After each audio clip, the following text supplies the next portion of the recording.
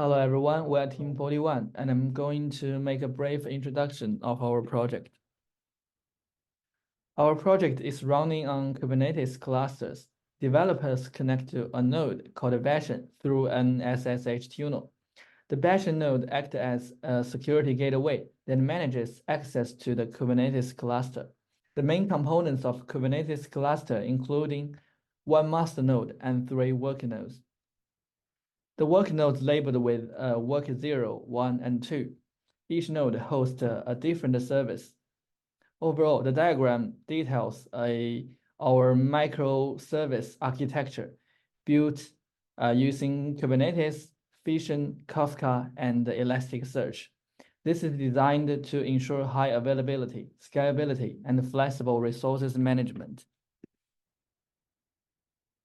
This is our architecture diagram of a more complex data processing and analysis flow using Kubernetes clusters to manage multiple services and data flows. Here are main components and the preprocess in the figure. In the data preprocessing functions, Mastodon Harvest 1 and Mastodon Harvest 2 collect data from the Mastodon server. The in-queue function places the data in Kafka topic queue. Income processor and the Twitter processor process the data from different data sources. Mastodon processor process the data collected from Mastodon. Kafka topics, including income, Twitter, Mastodon, and observations. These topics are used for the management and exchange of data streams. The data subscription and the retrieval. The observations add observations to a Kafka topic. Retrieve the data from the Elasticsearch database. Data analysis and visualization. The word cloud will be used to generate a word cloud, possibly a vision analysis of texture data. The architecture presents a data-driven application that collects the data from multiple external sources, manages it through Kafka, stores retrievals it using Elasticsearch, and finally presents the analysis results to the user through front-end tools. This architecture supports the real-time processing and analysis of large-scale data and is suitable for application scenarios that requires processing and analysis of large amount of dispersed data. Our teammates will show the front-end demo. The first scenario is related to AI income and sentiment in Mastodon and Twitter. These two pie charts show the sentiment about AI on Twitter and Mastodon. For tweets, most tweets are positive about AI, about 18% neutral and 18% negative. This means that people on Twitter generally feel good about AI. For Mastodon, less than a half posts are positive. This shows that people on Mastodon are less positive about AI, with more neutral and negative opinions compared to tweets. These two charts suggest that 2 years ago, people felt more positive about AI as seen on Twitter. Now on Mastodon, there's a more balanced mix of positive, neutral, and negative views about AI. This line graph shows the frequency of tweets related to AI over time. There are noticeable peaks, like in September 2021, indicating high interest or events related to AI that got people talking more. This line graph shows the frequency of this line graph shows the trend for AI topics on Mastodon. There are clear peaks, especially between 5th and 22nd of April this year. Look at the workload for Mastodon posts during this period. We can see high frequency terms such as generative AI model, generative art, and ChatGPT. This means people are very interested in these technologies. This map shows the mean sentiment score about AI in tweets. white mean no mentions of AI. For regions where AI is mentioned, we can see the southern area and eastern Queensland have positive attitude towards AI, while the Northern Territory shows more negative attitudes. This map shows the weekly personal income in Australia. The upper northwest region has the highest income, around $1,300 weekly. New South Wales and Victoria also have high income, about $850 weekly. However, the Northern Territory and some parts of South Australia have lower incomes, around $600 weekly. These two maps suggest that higher income regions tend to have a more positive view of AI, as people in these areas with better access to resource and education may be more optimistic about AI.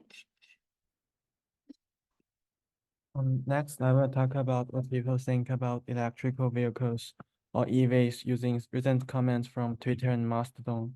We will see how these opinions have changed over time and look at two well-known EV brands, Tesla and BYD. Our analysis begins with a broad overview of general sentiment about EVs on both platforms. As depicted in our histograms, sentiment has remained fairly stable, with most of sentiments around zero. Interestingly, while positive sentiment outweighs negative on Twitter, Mastodon shows a more balanced view between positive and negative sentiments. Looking more closely at specific brands, both Tesla and BYD got similar positive scores on Twitter, around 0.5. But Tesla gets more mixed feelings with potential higher negative score. This means people have strong opinion about Tesla more so than BYD. On Mastodon, things have changed a little bit. Tesla's positive scores dropped to 0.4, while BYD remains high. This suggests that BYD is becoming more popular and well liked because it's selling more cars worldwide and becoming more well known. We also compare how people feel about EVs with how much money they will take. It seems that places around major cities like Sydney, Melbourne, Brisbane have more positive opinions about EVs. This might be because richer areas can afford new technologies like EVs easier. But many factors like care for the environment and local support for EVs matters too.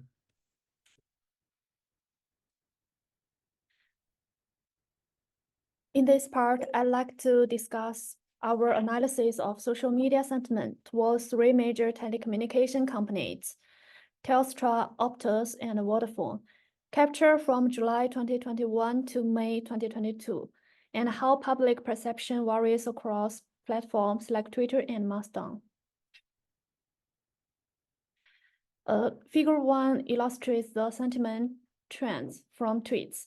Here we observe significant fluctuates in sentiment for Telstra and Optus, reflecting varied user experience and changing opinions over time.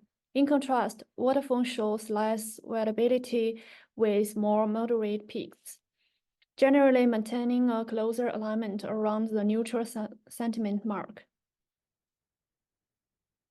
Moving to figure 2, we analyze sentiment expressed by Mastodon. Interestingly, Telstra's sentiment on Mastodon cues more negative compared to Twitter, with several notable dips. Optus, however, presents a more positive trend on this platform, especially on key dates. Vodafone's sentiment remains stable and close to neutral, mirroring its Twitter pattern, but with fewer ups and downs. The figure 3 focused on the popularity of those brands, highlighting a stark contrast in their social media traction. 2 years ago, Optus was highly popular on Twitter. Fast forward to today, its activity on Mastodon is markedly less, with only 28 mentions, half of which have positive. To delve deeper, figure 4 displays word cloud from both platforms. Words like good, well, great, and potential dominates earlier reviews, suggesting positive sentiment. However, Figure 5 shows more recent targets like took minutes, trouble, slow, and issue, which shows negative sentiment. In conclusion, this sentiment analysis provides valuable insights into how consumer attitudes towards Telstra, Optus, and Vodafone have shifted. While Optus enjoy considerable popularity on Twitter, this influence on Mastodon have significantly declined, reflecting a broader changes in public opinion. These findings are crucial for telecom companies aiming to refine their strategies and better align with current consumer sentiments.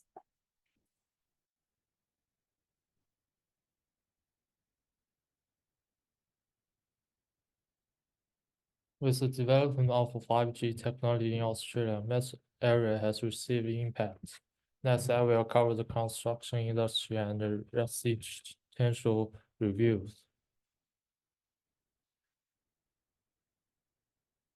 5G technology has triggered a wide range of discussion in social opinions. The diagrams demonstrate that there is a diversifies the trend in attribute toward 5G technology. You can see the difference between the sentiments distribution about 5G in 2021 and 2024.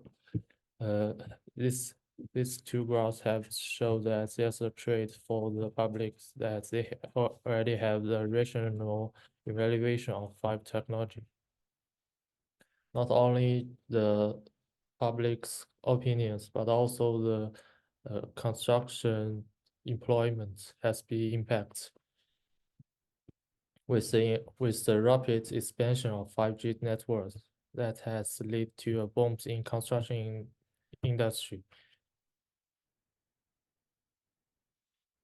The employment market in the construction distribution has grown dramatically from 2018 to 2026. Hiring in the construction industry showed a significant upward trend, especially after the introduction of 5G technology in 2019. The demand for construction workers soared. In the diagram at the end of 2021, with the gradual improvement of the COVID-19, the construction industry once again see a peak in hiring. Increased investment in infrastructure development by governments and corporations not only drives the construction of 5G base stations, but also provide more employment opportunity for construction workers. Now the next diagram shows that the increased trends of the 5G set for each operators. By 2020, Telstra's 5G network had covered 41% of the population, and by 2021, that number increased to 75%. The diagram already shows that the growth in the number of 5G sites deployed by each operator. Telstra is well ahead of its competitors. Optus and TPGs are also working hard to expand its own number of 5G base stations to provide high-speed internet service to more users. That's all to our demonstration. Thank you.